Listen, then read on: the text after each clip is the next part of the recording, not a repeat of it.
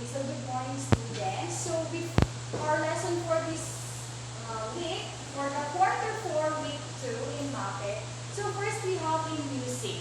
So our lesson for music, we have the different festivals in the Philippines. So first is the Aklan.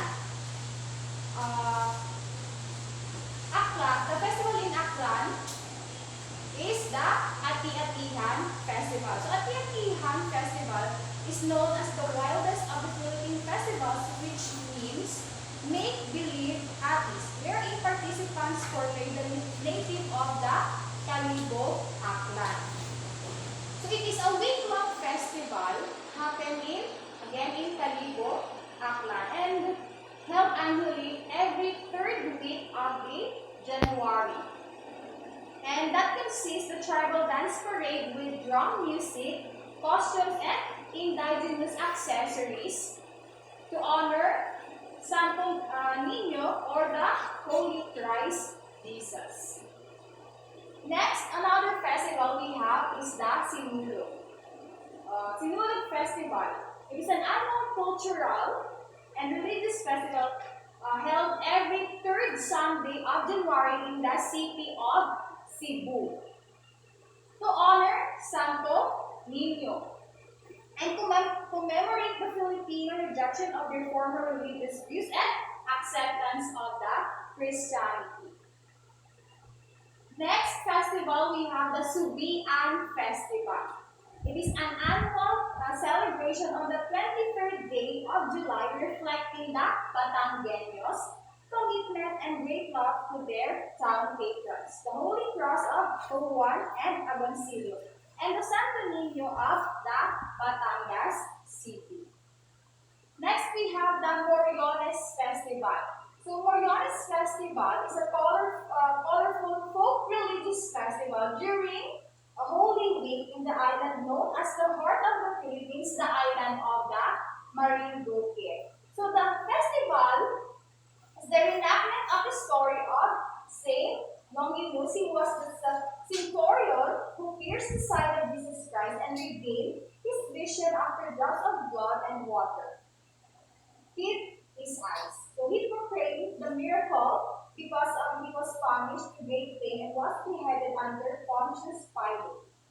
Another festival we have is the Kadayawan Festival.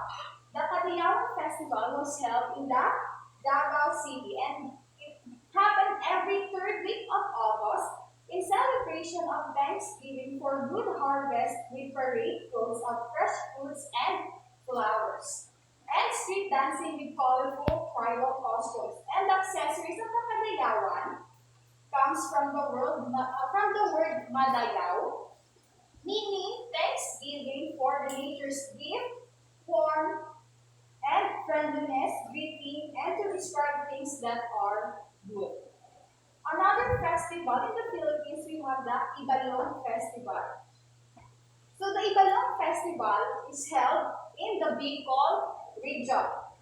Aims to express friendliness, enthusiasm, goodwill, and to all the people of Bicolanos, and to celebrate the festival to commemorate the three heroes of the Bicol epic in the town of Ibalong, namely the Baltog, the Handyong, and the Pantog. So in this festival, the Ibalong Festival, people parade in the streets wearing masks and costumes like the heroes and villains of the epic. So again, the festivals in the Philippines, we have the Ibalong, the Kadayawan, the Moriones, the Sinulog Festival, the Ati-Atihan Festival, and the Subian Festival. Next is arts. So our topic in arts, we have the different elements of arts. So for the elements of arts, the Philippine Festival, we all know, has colorful and artistic costumes. And that we can see the different elements of arts. So for the elements of arts, we have the line, the shape, the form, the color, the value, and the texture. So when we say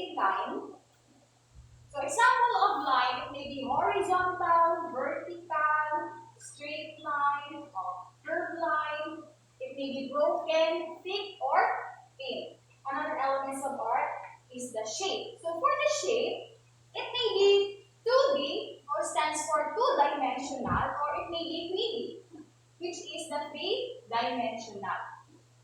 For the form, same as the shape, for the form it may be three-dimensional, it may be geometric. It may be geometric, example, cube, sphere, cone, and all forms of organic, such as example are the people and animals. Next is the color. Another element of art is color. So, refers to the wavelengths of the light, refers to hue or name of the value. It may be the lightness or the darkness of the color. It may be the saturation or the amount of the pigment used of color. And also the temperature. It may be warm or cool.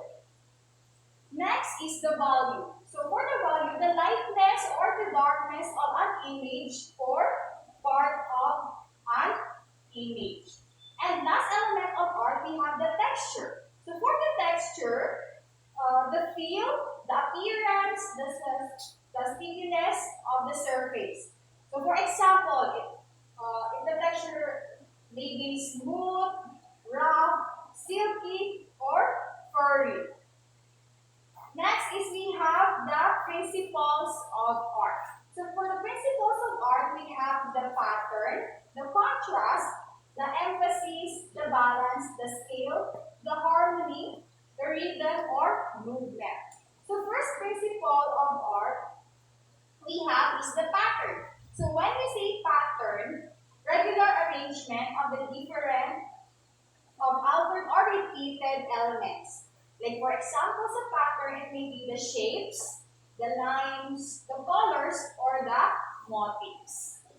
Next, principles of art is the contrast. So when we say contrast, the juxtaposition of the different elements of design. So for example, the rough and the smooth texture, the dark and the light values in order to highlight their difference and create visual interest of local point. Another principles of art is the emphasis.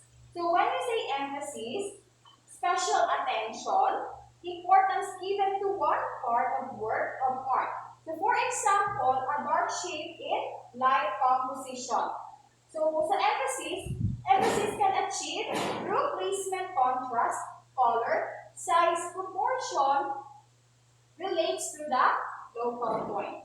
Next principles of art is we have the balance.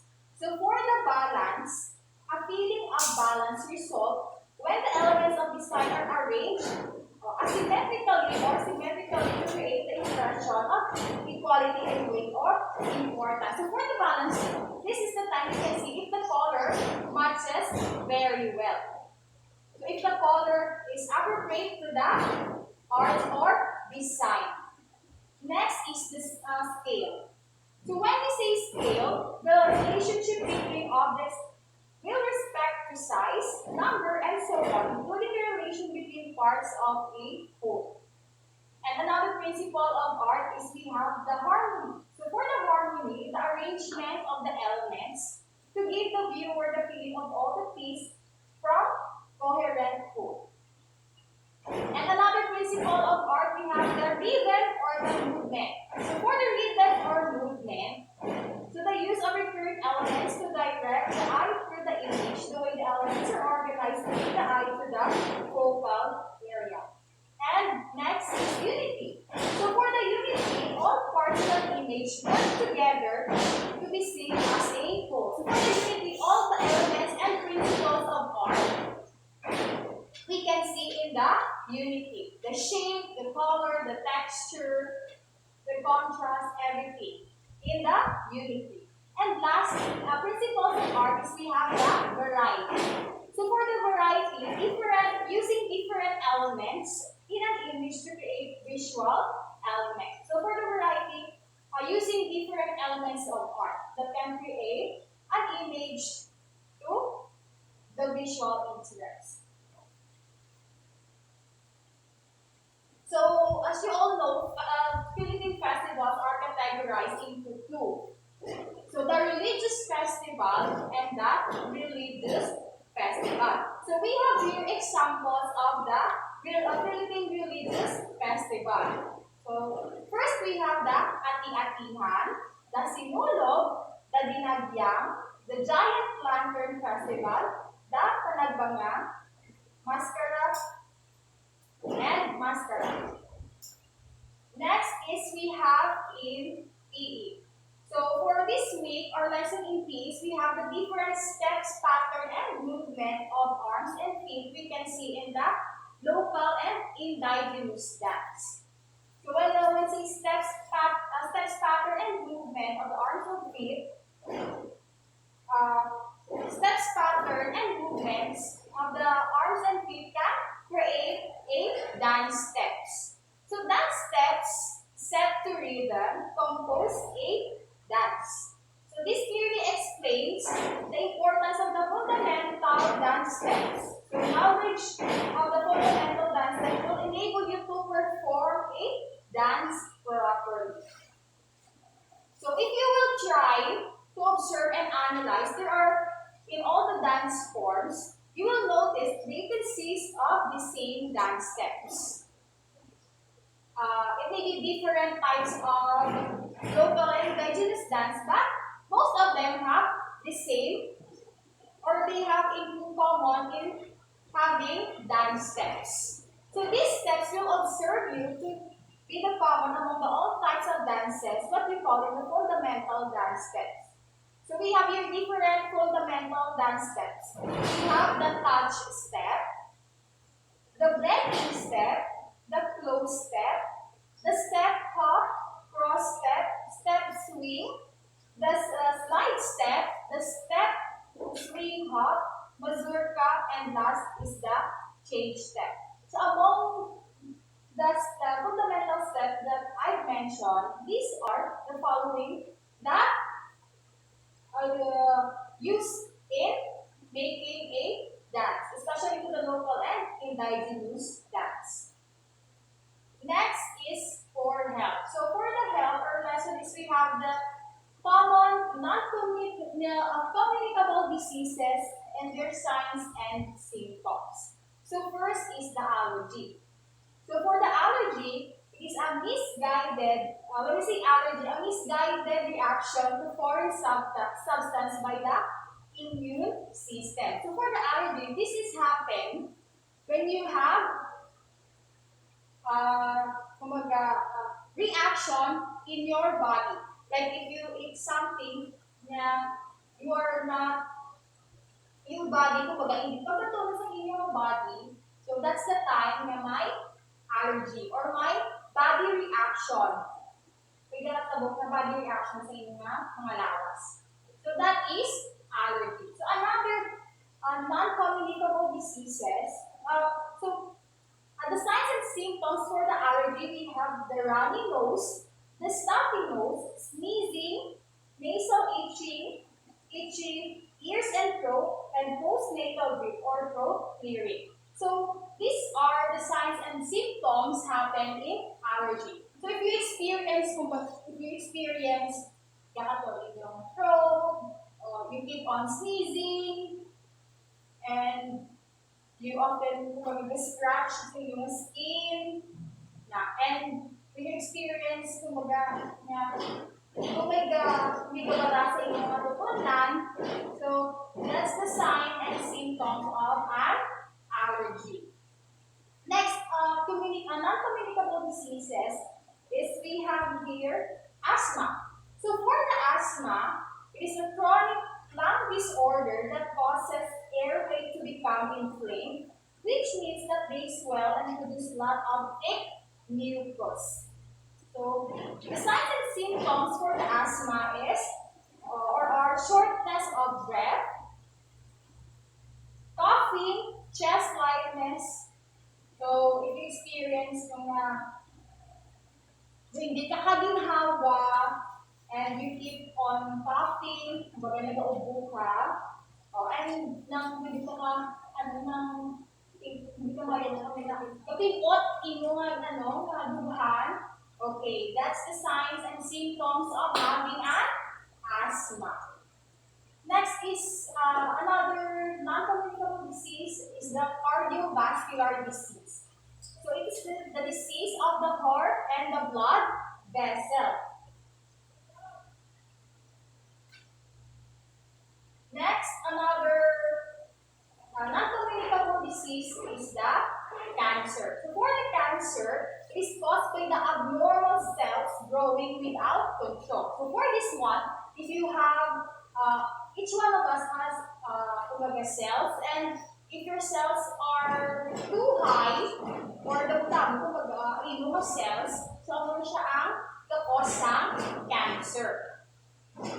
So we have different, most common cancer, we have the skin, the colon and the rectum, the lungs, breast, reproductive organ, and bone marrow. So example of the cancer in the bone marrow is the leukemia or the lymphoma. So as we all know, cancer has no, some cancer, has no medicine or wala pa naka-discover din na cure for cancer. Some cancers, treatable na siya, so you have to undergo chemotherapy. Like, but if you have may cancer na leukemia, so actually, for the leukemia, that is the deadliest cancer because it has no cure yet, the leukemia.